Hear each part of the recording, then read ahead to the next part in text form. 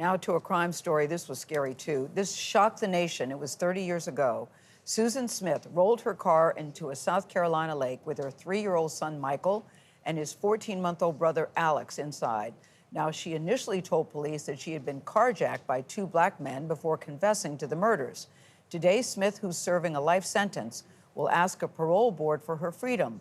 Skylar Henry's in Columbia, South Carolina with the details. Skylar, I remember this story so vividly at the time. It was shocking. We had never heard anything like this. Good morning to you. Hey, Gayle, good morning. Susan Smith was sentenced to life, but in 1994, in South Carolina, the jury was not allowed to know that a life sentence could mean that Smith could be up for parole after 30 years. Now, after serving nearly 3 decades, she's expected to appear in front of a parole board.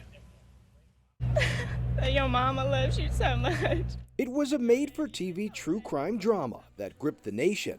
For more than a week, Susan Smith pleaded for the return of her 2 young sons, Michael and Alex. I think it takes a very sick and emotionally unstable person to be able to take 2 beautiful children like that, to be able to keep them from their parents. The 1994 Union, South Carolina tale of a carjacking led to an extensive manhunt by police. I stopped at a red light and just out of nowhere, this black guy came up and just opened the door and jumped in the car. Smith, who was 23 at the time, claimed a black man carjacked her at gunpoint and took her sons. But 9 days into the investigation, Smith confessed to the murders. She admitted to letting her car roll into this lake with Michael and Alex still in their car seats. Susan Smith has been arrested and will be charged with 2 counts of murder in connection with the deaths of her children. Tommy Pope prosecuted the case. She was enjoying the media attention until the media attention turned on her. Pope sought the death penalty, and in 1995, Smith was sentenced to life.